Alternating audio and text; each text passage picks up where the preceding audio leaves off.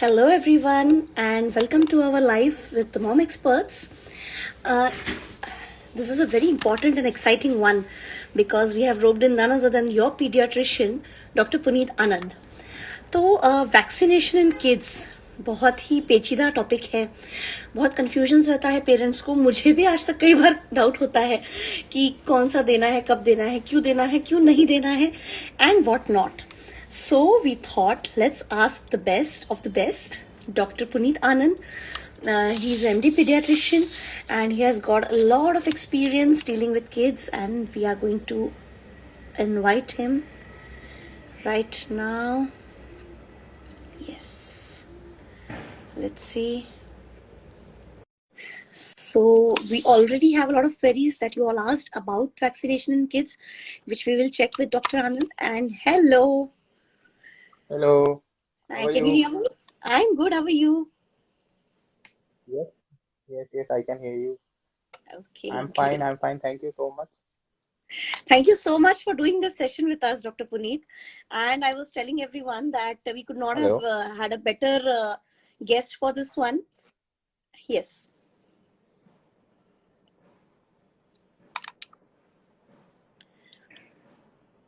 I yes, I can hear you. Lag हो रहा है? Yeah, I can hear you. I can see you. Yeah, yeah, lag हो रहा है, थोड़ा सा lag चल रहा है. Okay. No problem. It happens. So we'll take it slow.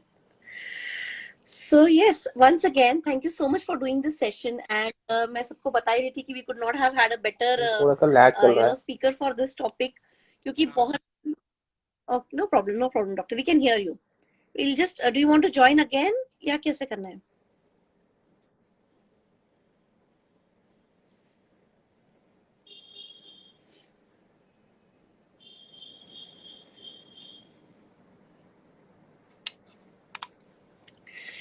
We'll just wait for a minute. Okay, I have an no.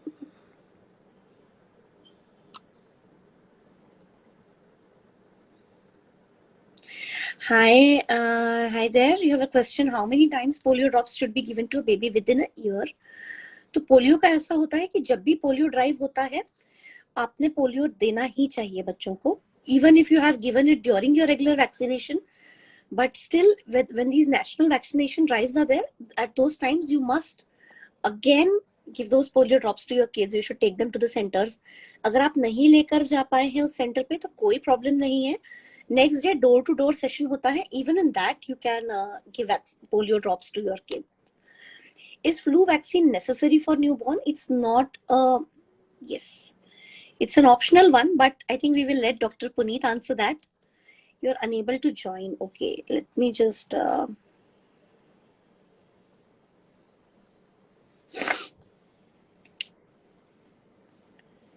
Hi, Pranjul. Hi.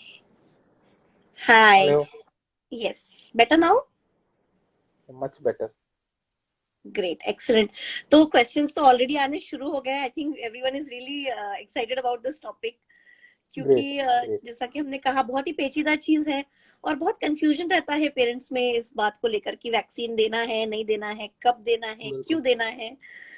तो हमने सोचा कि आपसे बेहतर कौन होगा इन सब चीजों को आंसर Thank, करने के लिए.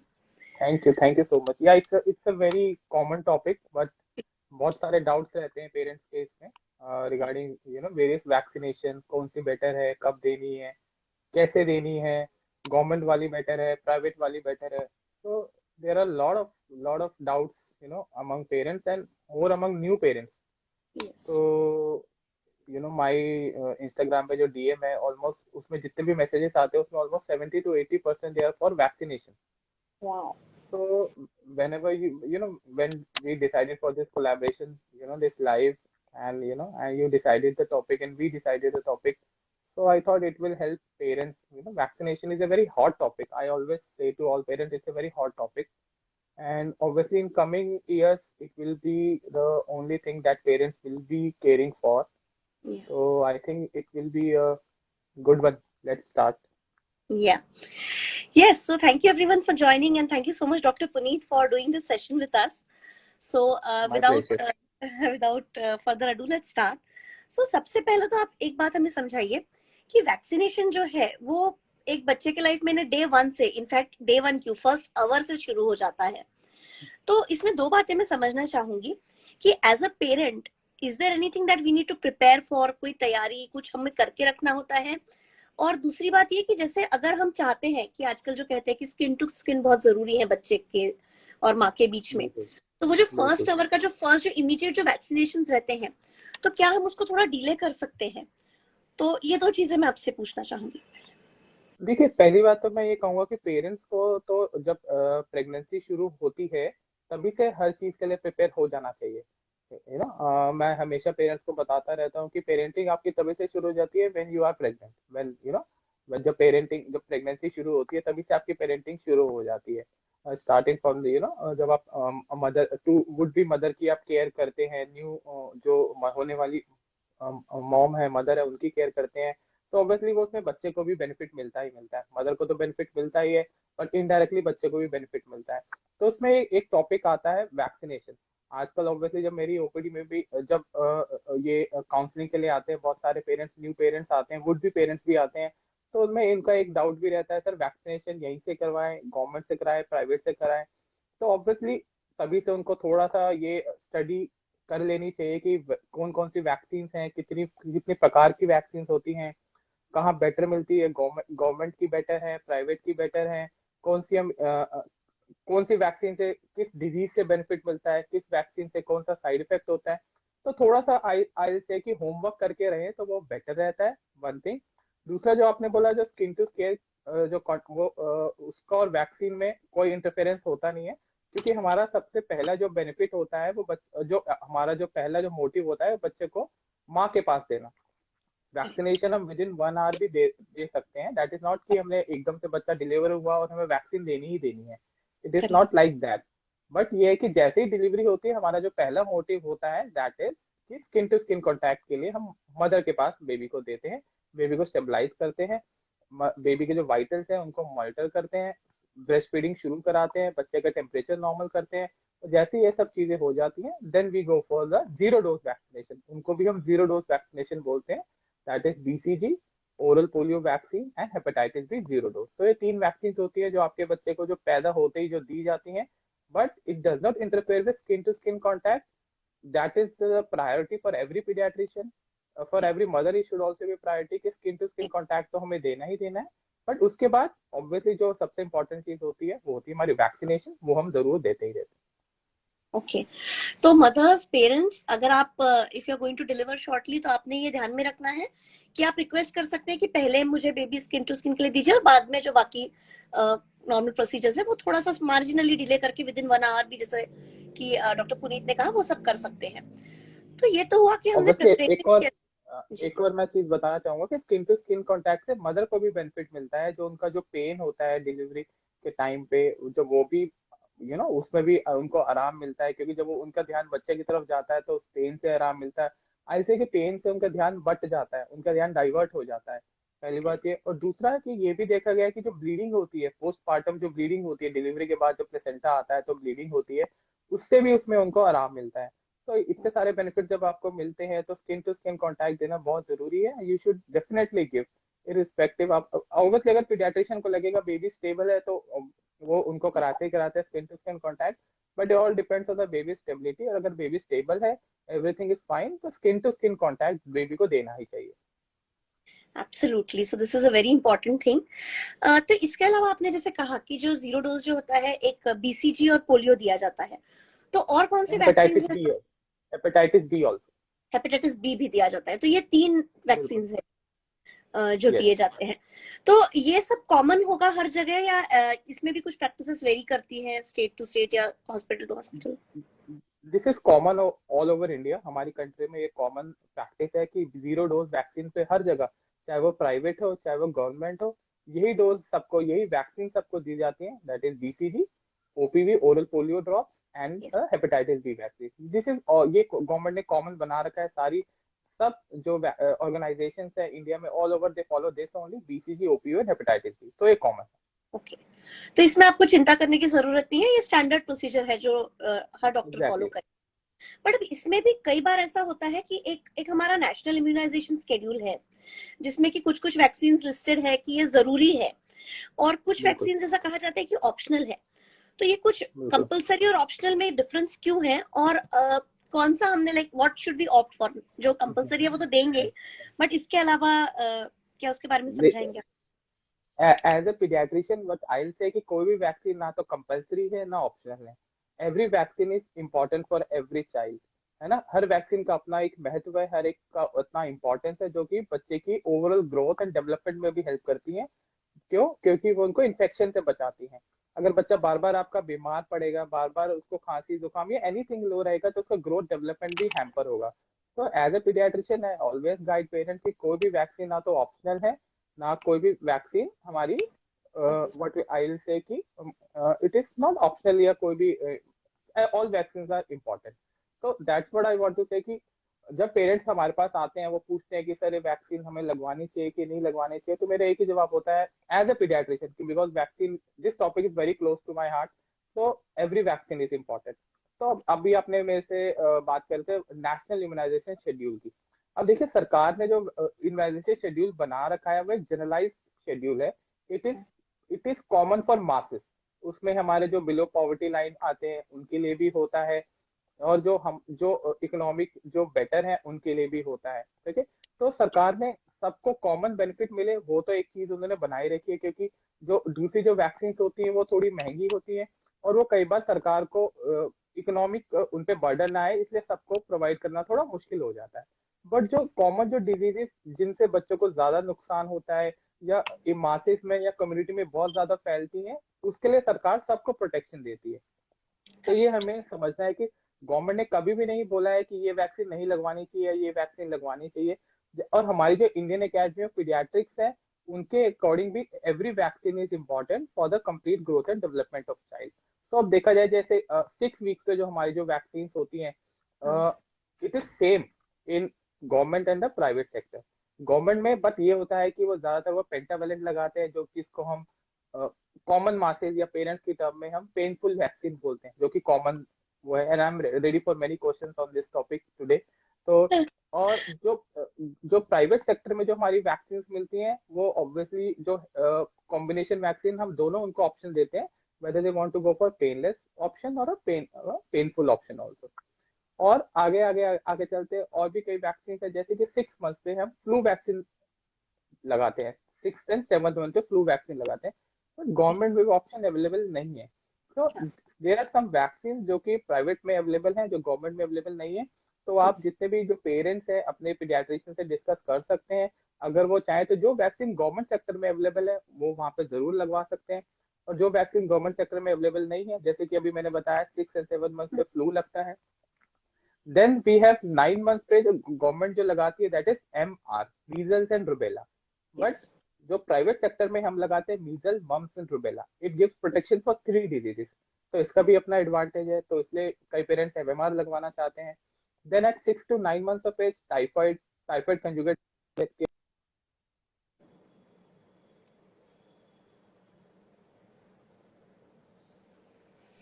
Then at 12 months of age एक हेपेटाइटिस ए वैक्सीन होता है, दैट इज वेरी इंपॉर्टेंट। वो गवर्नमेंट में अवेलेबल नहीं होता है, वो प्राइवेट में अवेलेबल होता है। And also very important vaccine that is chicken pox, ये वेरिसेला की जो वैक्सीन अवेलेबल है। तो ये सारी वैक्सीन कुछ कुछ जो प्राइवेट सेक्टर में लगती है। And coming very important vaccine जो कि हम एडोलसेंट गर्ल्स को लगाते हैं 10 years पे, that is human papilloma virus vaccine. Government बोलती है लगवानी है because it gives protection against cervical cancer. और वो हमें हर बच्चे को आई एडवाइज जो adolescent males after 9 female sorry जो 9 years के बाद आती हैं, यस। जो कि एलिजिबल है वैक्सीन उस डोसेज के लिए, उनको हमें लगवानी चाहिए। तो दीज आर सम वैक्सीन जो कि हमारी प्राइवेट सेक्टर में अवेलेबल है, और after discussion with the paediatrician आप लगवा सकते हैं अपने बच्चों को। ओके, तो आई थिंक यहाँ पे बॉटम लाइन ये है पेरेंट्स की, हर वैक्सीन का कुछ उपयोग है, हर वैक्सीन इंपॉर्टेंट है, तो उसे डिसमिस मत करिए। ऑब्वियसली जो स्केड्यूल में है वो तो हम सब लगवाते ही हैं, बट उसके अलावा भी जैसे कि डॉक्टर पुनीत ने बताया बहुत सी वैक्सीन है जो कि हर वैक्सीन इनफैक्ट कुछ ना कुछ चीज से प्रोटेक्शन देगी ही। तो अगर आप लगवा सकते हैं तो जरूर सारे वैक्सीन लगवाएं, उसका आपको लॉन्ग टर्म आपके बच्चे में बेनिफिट रहेगा ही। तो ये आप तो अपने हुई। पीडियाट्रिशियन से डिस्कस अपने यस। पीडियाट्रिशियन से डिस्कस कर सकते हैं, ही और she will guide you better. कोई भी पीडियाट्रिशियन कभी ये नहीं बोलेगा कि गवर्नमेंट में वैक्सीन नहीं लगवाए। जो गवर्नमेंट में अवेलेबल है वो आप वहाँ पे लगवा सकते हैं, बट जो गवर्नमेंट में अवेलेबल नहीं है और जो बच्चे को बेनिफिट दें, वो आप अपने पीडियाट्रिशियन से जरूर लगवाएं, उनको मिस ना करें। तो ये जो अब बात आ रही है, जो आपने शुरू में भी मेंशन किया कि गवर्नमेंट से लगवाने में वर्सेस प्राइवेट से लगवाने में, तो क्या फर्क होता है, कोई बेटर है या ऐसा कुछ होता है इसमें? वैक्सीन तो वही है, वैक्सीन तो वही है, तो उनमें कोई फर्क तो होता नहीं है। बस ये है कि कुछ वैक्सीन जैसे गवर्नमेंट में नहीं मिलती है, जैसे कि आई, जैसे अभी मैंने एग्जांपल दिए MR, measles and rubella vaccine, जबकि प्राइवेट में भी give measles mumps and rubella. Yeah one thing is that. दूसरा जो 6 weeks and 10 weeks and 14 weeks पे जो लगता है, वहां पे जो डीटी डब्ल्यूपी लगता है, that is whole cell pertussis vaccine, जो हम अपनी टर्मिनोलॉजी में बोलते हैं, and in parents terminology it is called as a painful vaccine. तो या गवर्नमेंट डीटीडब्ल्यूपी पे ज्यादा जोर देती है, जबकि हमारे जो कॉर्पोरेट सेक्टर में, प्राइवेट सेक्टर में ज्यादातर preference DTaP, that is acellular pertussis vaccine लगवाना चाहते हैं, क्योंकि that is a painless vaccine. अब कई बार पेरेंट्स को लगता है कि पेनफुल वर्सेस पेनलेस में क्या बेनिफिट होता है, ये कॉमन क्वेश्चन है, हर कोई पूछना चाहता है और यहाँ पे भी पूछना चाहेगा ही। तो मेरे हिसाब से कई स्टडीज हो रखी है जिनमें इम्यूनिटी दोनों की सेम ही आई है। कई स्टडीज में देखा गया कि डीटीडब्ल्यूपी, दैट इज होलसेल वैक्सीन, जो कि पेनफुल वैक्सीन होती है, वो वो थोड़ी बेटर पाई गई है कुछ स्टडीज में, और उनका लॉन्ग टर्म बेनिफिट भी ज्यादा देखे गए। बट कुछ स्टडीज ऐसी भी है कि जिन्होंने देखा कि जब डीटीएपी लगवा रहे थे, डीटीडब्ल्यूपी सॉरी, जो होलसेल वैक्सीन लगवा रहे थे, उससे बच्चों को जब साइड इफेक्ट हुए, तो बच्चों ने पेरेंट्स ने वैक्सीन लेना ही बंद कर दिया, वैक्सीन ही नहीं ली, क्योंकि कई बच्चों को बहुत ज्यादा फीवर हुआ, स्वेलिंग हुई, रेडनेस हुई, तो उन्होंने भी वैक्सीन ही ली। और जब डीटीएपी लिया गया, दैट इज ए सेलुलर या पेनलेस वैक्सीन थी, तो साइड इफेक्ट कम थे, रेडनेस कम थी, फीवर भी कम था, पेरेंट्स भी ज्यादा पैनिकी नहीं हुए, बच्चा भी कंफर्टेबल था। तो they completed the whole series of vaccine. या तो ऑब्वियसली जो इंडियन एकेडमी ऑफ पीडियाट्रिक्स है, उन्होंने भी अपने वैक्सीनेशन शेड्यूल में जो 6 वीक्स, 10 वीक्स और 14 वीक्स पे जो वैक्सीन जो एडवाइस की है, दैट इज DTAP/DTWP, उन्होंने भी कोई ऐसे कोई किसी को प्रेफरेंस नहीं दी है कि आप नहीं। पेनलेस लगवाइए या पेनफुल लगवाइए। उन्होंने ये कहा है जो पेरेंट्स की विश हो वो लगवा सकते हैं, पेनलेस लगवाना चाहे तो पेनलेस भी लगवा सकते हैं, पेनफुल लगवाना चाहे तो पेनफुल भी लगवा सकते हैं, but after discussion with your paediatrician वो एडवाइस करें। And it should always be a informed decision, informed choice होना चाहिए कि पेरेंट्स डिसाइड करेंगे कि हमें ये वैक्सीन लेनी है अपने बच्चे के लिए। तो डॉक्टर, यहाँ पे एक बहुत ही इंपॉर्टेंट सवाल का हमने जवाब दिया है कि पेनलेस या वर्सेस पेनफुल जो आप कहते हैं, दोनों में मोस्टली इम्यूनिटी सेम ही देखी जाती है। और इनफैक्ट अगर पेनलेस वाला हम लेंगे तो थोड़ा सा प्रोबेबिलिटी ज्यादा है कि हम पूरा शेड्यूल कंप्लीट करेंगे, ये क्योंकि उसके साइड बिल्कुल। इफेक्ट कम रहेंगे। बट इससे यहाँ पे पहले अगर एक मैं पेरेंट्स को एक प्रैक्टिकल एग्जांपल भी देना चाहूंगा। कई बार जैसे गवर्नमेंट में वो पेनफुल लगवा लेते हैं, तो बच्चे को रिएक्शन होता है, साइड इफेक्ट होता है, बच्चा रोता है, तो कई बार वो पेरेंट्स हमारे पास आते हैं कि अब इसको पेनलेस पेनलेस हमें वैक्सीन लगवानी है। तो वो थोड़ा सा वो मुश्किल हो जाता है कि जो एक बार सीरीज उन्होंने शुरू की है, जैसे अगर उन्होंने पेनफुल वैक्सीन शुरू करी है, तो इट इज मोर और less advisable they should complete with the painful vaccine only. या उन्होंने एक बार पेनलेस वैक्सीन लगवाई है, तो इट इज मोर और less advisable they should complete with the painless series only, that is 6 weeks, 10 weeks and 14 weeks पे। तो ये भी पेरेंट्स को ध्यान रखना चाहिए, क्योंकि जब पेनफुल लगवाते हैं फिर बच्चे को फीवर आता है, रेडनेस आती है, स्वेलिंग होती है, देन दे से कि सर इस बार हमें पेनलेस लगवानी है। तो थोड़ा सा कई बार हमारे लिए भी मुश्किल हो जाता है उनको समझाना। इसलिए पेरेंट्स हमेशा एक इन्फॉर्म डिसीजन ले और अपना होमवर्क करके रखे, कि जब पीडियाट्रिशियन उनको समझाएंगे तो उनको पता होना चाहिए कि व्हाट वी आर टॉकिंग। तो अगर थोड़ा सा जिस जैसे वैक्सीनेशन का टाइम जब आने वाला होता है, 1.5 महीने पे, 2 महीने पे, तो थोड़ा सा अपना रिसर्च कर ले, जो जिन पेरेंट्स ने लगवाया है उनसे थोड़ा डिस्कस कर ले, तो थोड़ा सा उनके लिए इजी हो जाता है एक डिसीजन लेना। और आपके लिए पीडियाट्रिशियन तो है ही, वो हर बार आपको अच्छे से गाइड करेंगे ही करेंगे। डेफिनेटली। तो बहुत ही इंपॉर्टेंट पॉइंट है यहाँ पे, बार बार हम लोग कुछ चीजें स्ट्रेस कर रहे हैं, वो है कि अपना होमवर्क करना और डिस्कस करना अपने पीडियाट्रिशियन से। तो इन्फॉर्म्ड चॉइसेस बिल्कुल। लेना बहुत जरूरी है एज अ पेरेंट। पर एक एग्जैक्टली। जैसा मैं आपको पूछ रही थी कि पेनलेस वर्सेस पेनफुल के तो बारे में आपने समझा दिया, बट ये जो होता बिल्कुल। है, तो जैसे आप कह रहे कि 6 वीक्स, 10 वीक्स और 14 वीक्स, तो this is only one vaccine in which we talk about painless और पेनफुल। हर वैक्सीन में ये वेरिएंट नहीं होता है। नहीं, ये बात बिल्कुल ये समझना भी भी, जरूरी है, क्योंकि पेरेंट्स जानते बिल्कुल नहीं है ये। बिल्कुल बिल्कुल, ये भी पेरेंट्स का बड़ा एक कॉमन एक मिथ होता है कि सर आपने पेनफुल, हमें हर हर वैक्सीन ही पेनलेस या पेनफुल ऑप्शन में चाहिए।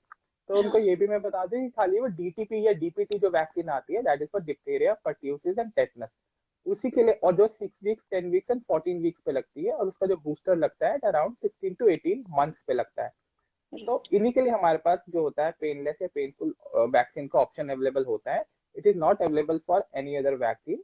चाहे आप उसमें आप MMR का ले लीजिए, चाहे फ्लू का वैक्सीन ले लीजिए, इवन फॉर वेरिसेला, कोई भी आप, चाहे टाइफाइड, लेट नेम इट, कुछ भी आप बोलेंगे, तो उसमें पेनलेस पेनफुल का ऑप्शन अवेलेबल नहीं है हमारे पास। ओनली वैक्सीन जिनका जिनका ऑप्शन अवेलेबल है that is for DPT vaccine, जो कि 1.5 महीना, 6 वीक्स, 10 वीक्स एंड 14 वीक्स पे दिया जाता है, and a booster at 15 to 18 months. Okay, तो आई होप एक ये डाउट पेरेंट्स का क्लियर हुआ होगा यहाँ पर। और एक अभी जो फिजा ने क्वेश्चन पूछा है वो भी काफी हम लोगों को, even our moms have asked this question कि एक तो रहता है कि भाई अभी आपने, डॉक्टर ने आपको डेट लिख के दे दी कि अगली बार इस डेट पर आइए आप वैक्सीनेशन के लिए, but it is not always possible, आपका फॉर वॉट एवर रीजन अगर आप उस डेट पर नहीं जा पाए, तो पेरेंट्स पूछते हैं कि क्या हम थोड़ा पहले या आगे जा सकते हैं, तो इसके बारे में थोड़ा सा गाइड। ये आई मतलब मेरे को लगता है कि हर पीडियाट्रिशियन के पास ये क्वेरी तो दिन में एक बार आती ही होगी। मेरे पास तो दिन में आई थिंक 8 से 10 बार ये क्वेरी मेरे को आ जाती है कि पेरेंट्स पूछते हैं कि सर हम इस डेट पे नहीं आ पाएंगे, उससे पहले आ जाएं। या मतलब what I advise to my parents, उनको हम ये बोल सकते हैं कि आप पहले ना आए, बिकॉज क्योंकि हर वैक्सीन का एक टाइम होता है, दैट इज 4 वीक्स है। कई वैक्सीन 4 हफ्ते बाद दी जाती है, कई वैक्सीन 6 मंथ के बाद दी जाती है। तो प्रायर थोड़ा सा पहले आना इज नॉट एडवाइजेबल। डिले कर सकते हैं, but obviously more than a month is not advisable. जो मेरे को थोड़ा सा कंफर्टेबल जो टाइमलाइन लगती है that is 1 week. I say कि एक हफ्ते से ज्यादा या 5 to 7 डेज से ज्यादा डिले ना करें तो वो बेटर रहता है।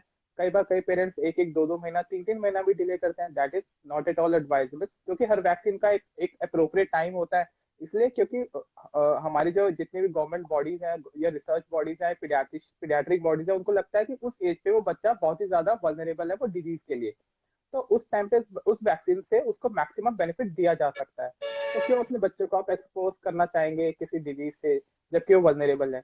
जितनी शील्ड उसको दी जाए प्रोटेक्शन से, because for various diseases that is always better. So 5 to 7 days से ज्यादा डिले ना करें। It's always advisable to delay, not to prepone any vaccine. Yes, तो पहले ना जाए आप, थोड़ा बहुत एक आध हफ्ता आगे जा सकते हैं। तो आई होप फिजा आपका क्वेश्चन आंसर हुआ है। अच्छा, इसके बाद में हमने एक एक और किसी ने ये बात भी पूछी थी जो हम भी जानना चाहते थे कि एक कोई सोर्स कहाँ है जहां से हम सारे वैक्सीन के बारे में इंफॉर्मेशन, जैसे कि आपने कहा कि होमवर्क करना चाहिए पेरेंट्स ने, so is there any source that we can refer to? सबसे बड़ा सोर्स तो आपका पीडियाट्रिशियन ही है।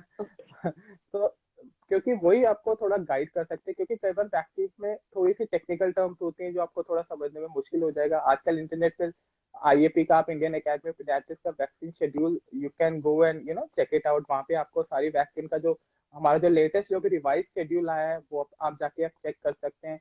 वो आप एक बार उससे पढ़ ले, उसको देख ले, और फिर जो जो वैक्सीन आपको लगता है कि नहीं लगी है, गवर्नमेंट सेक्टर में नहीं लग रही है, आप उनसे मैच कर सकते हैं। जो गवर्नमेंट आपका जो वैक्सीनेशन कार्ड होगा with the Indian Academy of Pediatrics का जो हमारा वैक्सीनेशन जो शेड्यूल है वो आपको इंटरनेट पे online it is easily available. वहां से आप देख सकते हैं, you can match match that schedule. और अगर जो वैक्सीन नहीं लगी है, you can discuss with the paediatrician, तो वो आपको गाइड कर देंगे। Okay, understood. तो इसके अलावा जैसे कि हमने एक साइड इफेक्ट्स के बारे में हम लोग जब ब्रीफली बात कर रहे थे, तो नॉर्मल साइड इफेक्ट्स क्या क्या एक्सपेक्ट करने चाहिए, और ऐसा कुछ है कि जो बहुत ही आउट ऑफ द ब्लू, यानी अगर कुछ एक्सट्रीम हो गया तो हमने कंसर्न या डॉक्टर को रेफर करना चाहिए, ऐसा कुछ रहता है इसमें? देखिए, नॉर्मल जो साइड इफेक्ट्स एक तो हम सबको पता ही है कि pain at the vaccination site, pain पहला होता है। नीडल लगी है तो पेन तो होता ही है। कई बार पेरेंट्स को ये क्वेरी रहती है कि सर पेनलेस है तो पेन तो होना ही नहीं चाहिए। तो ऐसा नहीं है। वो we we don't call it painless vaccine, but हम उनसे कहते हैं कि फीवर, टेक्निकली हम उनको बोलते हैं कि कम आता है, लेस ऑफ पेन या लेस ऑफ फीवर। क्योंकि वैक्सीन लगी है तो ऑब्वियसली जब वैक्सीन बॉडी में जाएगी, कुछ एंटीजन एंटीबॉडी जब रिस्पॉन्स होगा तो फीवर या स्वेलिंग या रेडनेस तो होना ही होना है। और नीडल लग रही है बॉडी में तो बच्चे को थोड़ा सा पेन तो होता ही होता है, obviously as compare to the painful vaccine उससे वो कम होता है। तो पहला तो pain at the vaccination site बहुत कॉमन है। उसको आप कैसे रिलीव कर सकते हैं? By applying little bit of ice, जिसको हम कोल्ड स्पंजिंग कहते हैं या आइस पैकिंग हम बोलते हैं, वो कर सकते हैं। दूसरा, बच्चा थोड़ा रोता है, थोड़ा क्राई पेन की वजह से थोड़ा चिड़चिड़ा होता है, इरिटेबल हो जाता है, तो वो आप जितना उसको प्यार देंगे, टेंडर लव केयर देंगे, उससे वो रिलीफ हो सकता है। कई बार फीवर तो बहुत कॉमन है, सब पेरेंट्स का होता है कि सर फीवर आ गया, तो फीवर के लिए तो आपके पैरासीटामोल आपको अप्रोप्रिएट डोज एडवाइस कर ही देते हैं। और redness eight the vaccination site, redness हो जाती है, कई बार स्वेलिंग आ जाती है, ये बहुत कॉमन है।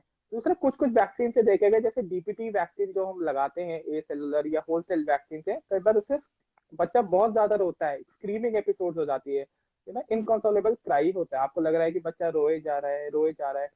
तो कभी भी ऐसा हो तो आप अपने पीडियाट्रिशियन से जरूर डिस्कस करें।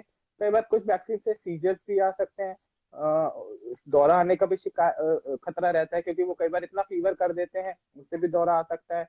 तो ऑब्वियसली अपने पीडियाट्रिशियन से जरूर डिस्कस करके रखें कि ये वो आपको सारा गाइड करेंगे। और कई बार पेरेंट्स जो होते हैं वैक्सीन तो लगवा लेते हैं, ये मेरे पास भी बहुत क्वेरीज आती है कि वैक्सीन तो लगवा लिए, बट वो उसके बाद क्या होना चाहिए उनसे डिस्कस ही नहीं किया जाता है। तो Yeah. Obviously be an informed parent कि अगर आपके बच्चे को वैक्सीन लगा रही है तो डिस्कस करें कि जिनसे भी लगवा रहे हैं, चाहे गवर्नमेंट में भी आप लगवा रहे हैं, उनसे डिस्कस करें कि फीवर आ रहा है तो हमें क्या करना चाहिए, रेडनेस हुई तो क्या करना चाहिए, बच्चा अगर रोए तो हमें क्या करना चाहिए। क्योंकि कई बार पेरेंट्स जो होते हैं वैक्सीन लगवा लेते हैं, उनको कुछ बताया नहीं जाता है, उनको कुछ गाइडेंस नहीं मिलती है।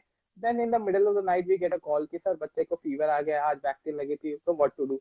सो to avoid this unnecessary panic या है ना कंफ्यूजन को अवॉइड करने के लिए be an informed parent and discuss कि सर किस जिनसे भी आप वैक्सीन लगी है, यू शुड ऑलवेज डिस्कस कि इनके क्या साइड इफेक्ट्स हो सकते हैं and how to treat them. Okay, very important.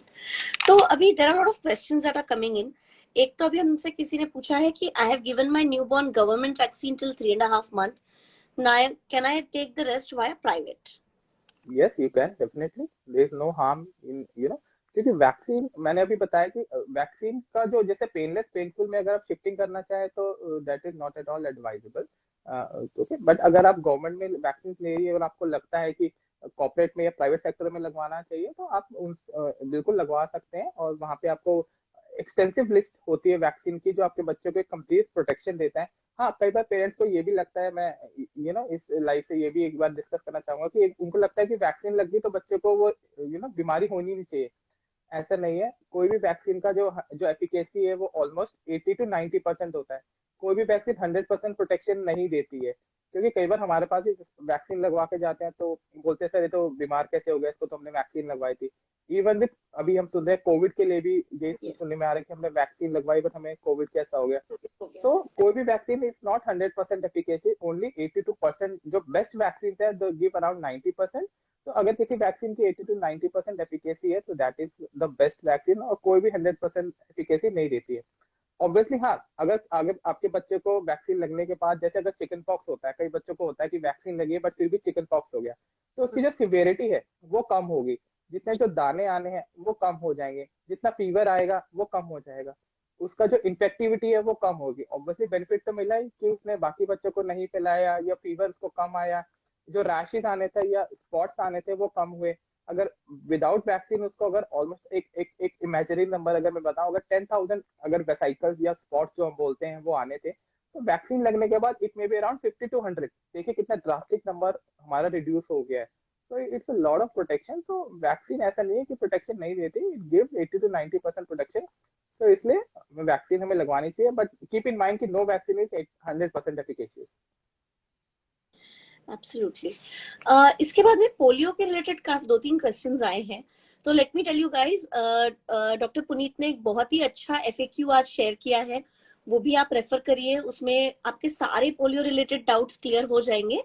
But briefly if you want to just address कि पोलियो कितनी बार देना है और बार बार देना है क्या, देखिए तो पोलियो पोलियो तो वी ऑल नो कि we are a polio free country now. या हमारी कंट्री से पोलियो भी इरेडिकेट हो गया, so it's a very big milestone for all of us. तो एंड इसलिए अभी हमारा जो ज्यादा गवर्नमेंट का जो रोल है वो इंजेक्टेबल पोलियो पे आ गया है। ज्यादातर बच्चों को इंजेक्टेबल पोलियो दी जाती है वैक्सीन।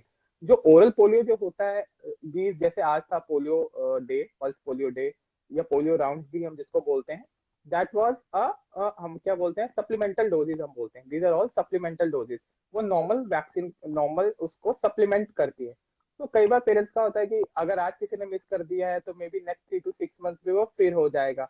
तो वो भी आप दे सकते हैं। अगर किसी पेरेंट्स ने आज जैसे मिस हुआ है तो कल या इन कमिंग वीक में आप अपने पीडियाट्रिशियन से जाके भी वो वैक्सीन ओरल पोलियो ड्रॉप ले सकते हैं। तो इट्स नॉट लाइक दैट कि अगर वो मिस हो गया तो आपके बच्चे की वैक्सीन इनकम्प्लीट हो गई या आपने कुछ मिस कर दिया, क्योंकि आपकी जो नॉर्मल प्रोटेक्शन है वो तो आपके उसमें जो इम्यूनाइजेशन शेड्यूल है वो तो चल ही रही है।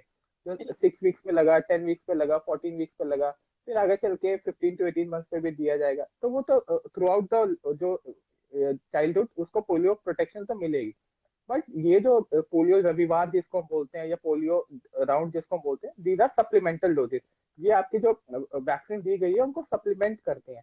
तो अगर वैसे अगर मिस भी हुआ है कईयों से, आज ये कईयों को पता नहीं था। इवन आफ्टर सीइंग माई जो पोस्ट मैंने डाली थी, मेरे को बहुत सारी क्वेरीज आई कि हमसे मिस हो गया तो क्या करना चाहिए। Yeah. तो माय फर्स्ट एडवाइस इज कि कल आप जाके अपने जो पीडियाट्रिशियन हैं उनसे आप ले सकते हैं। और अगर मिस भी होता है तो नेक्स्ट जब भी आएगा you can definitely give them, there is no harm, don't worry. Polio कितनी भी बार आप दे सकते हैं, 5 साल तक के, देर इज नो हार्म, देना ही चाहिए। और एक बार मिस भी हो गया तो जैसे डॉक्टर ने कहा, there is no need to worry. इसके बाद में there are 2 more questions. Is Covid vaccination necessary for children while travelling domestic और क्रॉस बॉर्डर्स? तो आई थिंक शुरू तो हुआ नहीं है चिल्ड्रन में। अभी तो शुरू तो हुआ ही नहीं है obviously. So it has not been started, अभी तो हमारा वैक्सीन शुरू नहीं हुआ है, अभी तो एडोलेसेंट्स के लिए शुरू हुआ है। सो मे बी बच्चों के लिए भी जब आती है देन दिस जो क्वेश्चन है इसका ज्यादा इंपॉर्टेंस रहेगा। अभी तो we are thinking of adolescents only जो 15 ईयर्स के ऊपर है। और आई तो थिंक अभी विदाउट कोविड वैक्सीन भी children can travel abroad also as of exactly now. क्योंकि एडल्ट उनके के लिए लिए अभी वैक्सीन अवेलेबल ही नहीं है, तो अवेलेबल ही गवर्नमेंट ने भी बिल्कुल बिल्कुल। नहीं है। Then there's another question that says, my son got MCV at 9 months. Have heard it is not effective at this age. ये देखिए ऑब्वियसली हर एक तो जो मेनिंगोकोकल वैक्सीन है इनका भी कई बार पेरेंट्स को रहता है कि हमें लगवानी चाहिए कि नहीं लगवानी चाहिए। तो इट इज मोर और लेस बेनिफिशियल इन एंडेमिक, जहाँ पे जो मेनिंगोकोकस का जो बैक्टीरिया है वहाँ पे ज्यादा जो प्रेवलेंट हो, जहाँ पे पाया जाता है, तो वहाँ पे इसका ज्यादा रोल होता है। तो इसका कोई फिक्स ऐसे, it can be given at 9 months also, some physicians prefer it at 12 months also. तो कई बार अगर आपको लगता है कि 9 मंथ पे दे दी गई है तो या पहले दे दी गई है, तो आप अपने पीडियाट्रिशियन से डिस्कस कर सकते हैं। सेकंड डोज जो उसका बूस्टर होता है उसको रिपीट किया जा सकता है। तो बूस्टर डोज इसलिए दी जाती है कि जो पहले का जो इफेक्ट है सेकंड डोज को बढ़ा, सेकंड जो डोज है फर्स्ट डोज को बढ़ा के दोनों का जो प्रोटेक्शन है और बढ़ाते हैं। तो ऐसा Correct. नहीं है कि अगर पहले नहीं लग गया तो उसका इफेक्ट कम हो जाएगा। Discuss with paediatrician and he will guide you the best. Okay, I hope your question is answered here. There is one question which is not related to vaccine. Hiba, I think to answer it briefly, जब तक के birth weight, I think that's what the norm is कि every 2 hours you have to feed your child till the birth weight is regained, and then No, no, on it should be a demand. It should be always a on demand feeding. yeah. Demand feeding is best. कि आप demand, जब आपको लगे बच्चा is hungry, जो उसके hunger science होते हैं like you know lip smacking जो होता है, आई मूवमेंट होता है, कई बार बच्चे थम सक करते हैं, तो जब भी आपको लगता है कि ये बेबी की ने हंगर साइंस दिए हैं then you should feed the child. But the duration for the feeding should never be more than 3 to 4 hours. कई बार आपको लगे कि बच्चे ने डिमांड ही नहीं करी है, सोने देते हैं, 6 6 घंटा बच्चे सो रहा है, तो it is not like that. तो जस्ट एक तो डिमांड फीडिंग होना चाहिए, but the duration should never be more than 3 to 4 hours. And in a 24-hour gap in a session, the feeding, the total number of feeding should never, it should be around 8 to 10 times per day. Okay. Hiba, I hope your question is answered. Weight of I think as parents we are very old school Indians, क्योंकि हमको weight के बारे में बहुत stress होता है। Weight, was weight is a common query. After Yeah, vaccination comes the weight. yeah, I know. और मैं इन्हें I am like I wouldn't say कि I'm an expert, but मुझे लगता है कि भाई बच्चा healthy है, happy है, playful है, then why are you so Exactly. stressed about the weight? Just let him play, let him Exactly. enjoy. और I'm sorry, I feel very emotional about this topic, क्योंकि अगर बच्चा दुबला है तो फिर उसमें भी सबको प्रॉब्लम है, अगर बहुत हेल्दी है तो उसमें भी सबको प्रॉब्लम है, तो it's a really sensitive topic I think. Well, obviously वो कई बार उनको सोसाइटल प्रेशर भी आता है, या है ना। मेन इज क्योंकि पेरेंट्स को तो ज्यादा होता नहीं, बट कई बार मेरे पास जो ओपीडी में आते हैं कि किसी ने सोसाइटी में बोला कि इसका वेट कम लगता है, या किसी रिलेटिव ने बोला कि इसका वेट कम है, आप किसको कुछ खिलाते नहीं हो, बट जब माइलस्टोन पे उनको प्लॉट करते हैं, जो ग्रोथ चार्ट्स होते हैं, परफेक्टली फाइन। तो पेरेंट्स को अनड्यू स्ट्रेस नहीं लेना चाहिए। एंड आपने बहुत अच्छा टॉपिक अगर यहाँ पे डिस्कस किया है, तो एक पॉइंट मैं उनको बताना चाहूंगा कि फोकस ऑन माइलस्टोन। अगर बच्चे के माइलस्टोन नॉर्मल है, ग्रोथ एंड डेवलपमेंट अगर नॉर्मल है, तो अगर कई बार बच्चा ऑब्वियसली आई वोंट से कि बिल्कुल ही ग्रॉसली अंडरवेट है, then we'll have to look for the sign. बट अगर Yes. स्किन लीन है, बच्चा एक्टिव है, ग्रोथ एंड डेवलपमेंट माइलस्टोन हमने नॉर्मली अटेन कर रहा है, तो parents should not worry, they should keep in touch with the paediatrician. वो उनके जो ग्रोथ चार्ट होते हैं उन पे प्लॉट करते रहेंगे। एंड आई एम 100% श्योर कि जिस भी बच्चे के माइलस्टोन नॉर्मल होते हैं, फिजिकली एक्टिव होता है, ही इज नेवर अंडरवेट और ओवरवेट ऑल्सो। आजकल ओवरवेट और ओबेसिटी का भी प्रॉब्लम बहुत ज्यादा चल रहा है हमारी Yes. कंट्री में। तो बिकॉज ऑफ दिस लॉकडाउन बच्चों ने फिजिकल एक्टिविटी छोड़ दी, स्कूल बंद हो गए, तो कई पेरेंट्स अभी आ रहे हैं जिनके ओवरवेट हो गए। तो यही है कि थोड़ा बच्चों को फिजिकल एक्टिविटी भी कराएं। विटामिन डी की एक्सपोजर भी बहुत होना जरूरी है, क्योंकि विटामिन डी से भी कई बच्चों में देखा है कि ओबेसिटी हो रही है। वी हैव हमारी ओपीडी में डेली 2-3 बच्चे आते हैं जिनको विटामिन डी की डेफिशिएंसी निकलती है, and it is related to the obesity. तो विटामिन डी भी कभी भी आपको लगे कोई भी रिकरेंट इन्फेक्शन हो रहे हैं, कुछ कफ एंड कोल्ड, तो विटामिन डी जरूर अपने बच्चों का चेक करवाएं।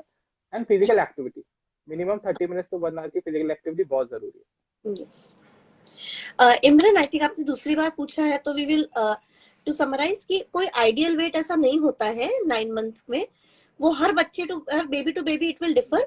और अगर आपका बेबी एक्टिव है तो डू नॉट वरी। और like doctor Puneet said, you can ask your paediatrician to plot in the graph रहता है, उसमें वो प्लॉट करेंगे, and then you can see whether the baby is following a graph और not. So growth but chart ideal weight नहीं ऐसा होता है, there is no specific number और range which we can say. ये वही मैं भी पेरेंट, ये जो जितने भी आपके व्यूअर्स हैं, मेरे को भी कई बार रोज एक क्वेरी आती है कि एक आइडियल वेट क्या होना चाहिए। तो it is very difficult for paediatrician के लिए बताना कि आइडियल वेट क्या होता है। वी प्लॉट है ना ग्रोथ चार्ट, ग्रोथ चार्ट पे हम प्लॉट करते हैं, और वो ग्रोथ अगर चार्ट ऊपर जा रहा है ना, एक एक 3 मंथ के बच्चे का अगर कोई मुझे बोले 9 kg, तो मेरे लिए बताना बड़ा मुश्किल होगा।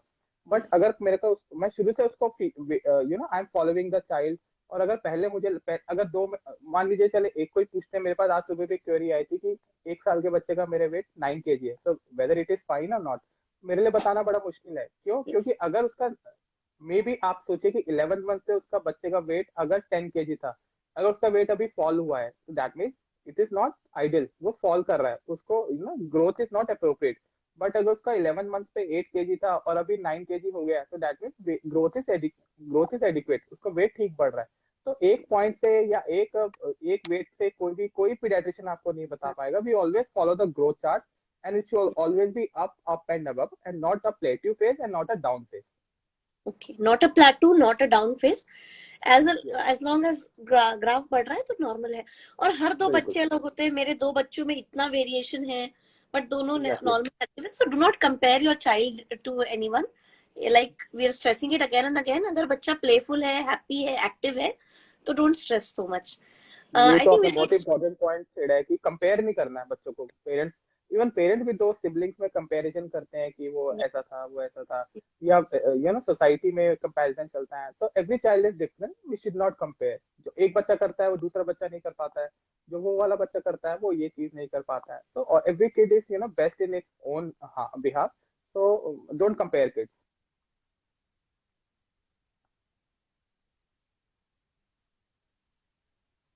हेलो,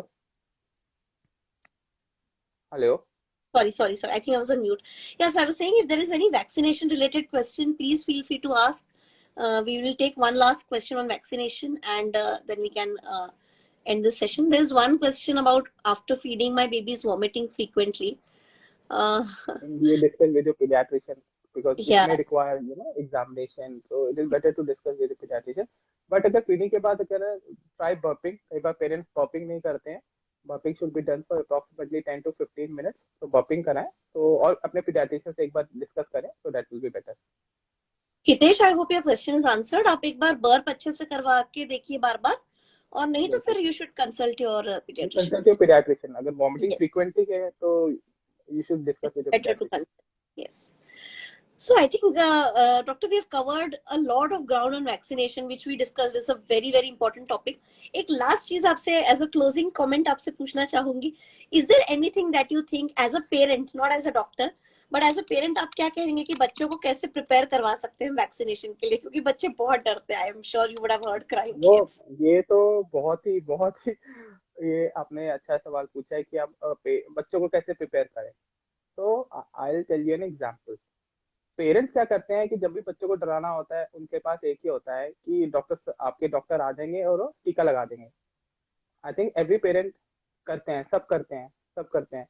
तो पीडियाट्रिशियन उनके लिए, बच्चों के लिए बहुत ही स्केरी सा आदमी बन जाता है कि ये तो मेरे को पकड़ लेगा, कहीं भी पकड़ के टीका लगा देगा। तो आई एक बार मेरे साथ ही हुआ कि we went for a birthday party, वहाँ पे बहुत सारे बच्चे आए हुए थे।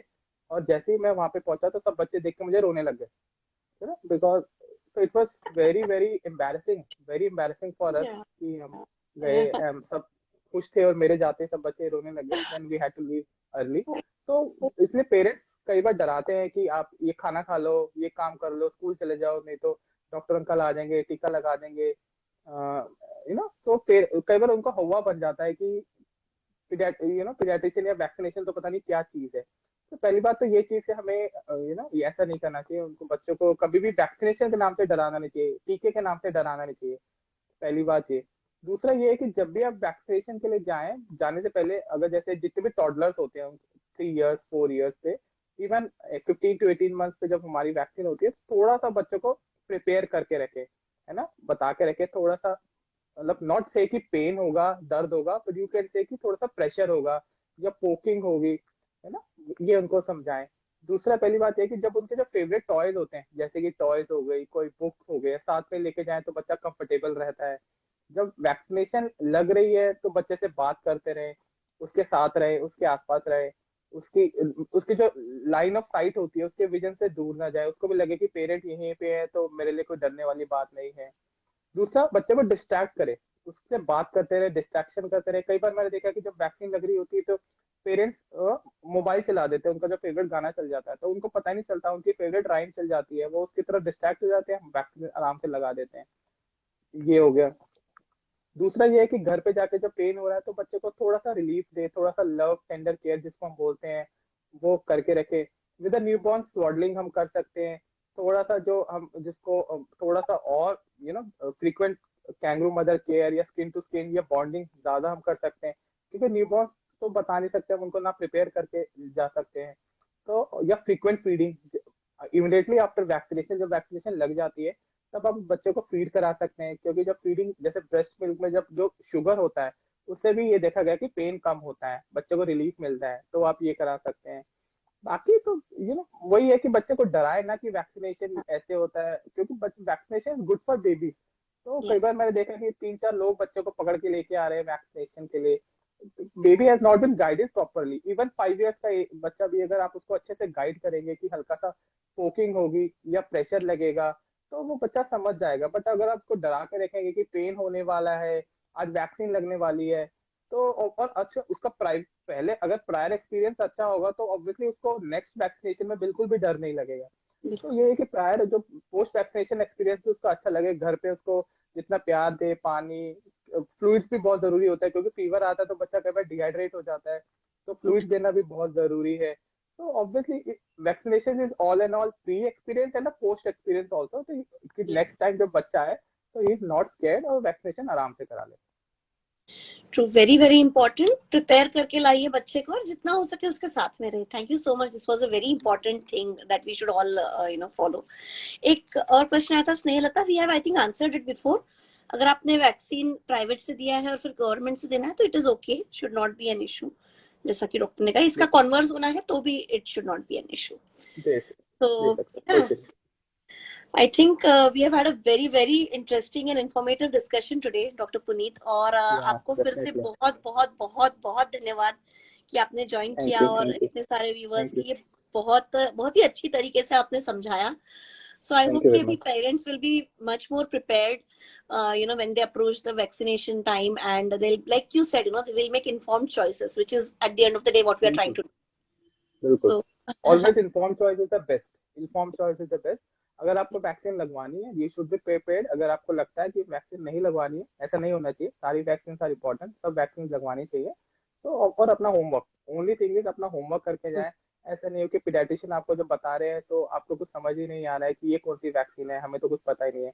तो आपके लिए जो काम है वो आसान हो जाएगा, वो काम it will be very easy कि अगर आप अपना होमवर्क करके गए हैं, और जो पीडियाट्रिशियन आपको जब कुछ टेक्निकल वर्ड्स या कुछ नाम वैक्सीन का बता रहे हैं, यू ऑल्सो नो कि इसका ये किस डिजीज के लिए, तो आपके लिए जो डिसीजन लेना और इजी हो जाएगा। Correct. Thank you once again, Dr. Puneet, and thank you जय। we hope to keep on having such sessions, informative sessions for parents. Definitely And definitely thank you so definitely. much, everyone, for joining. And thank thanks you, again. Thank you everyone. Bye. Have a nice ठीक है, weekend. Bye bye bye bye.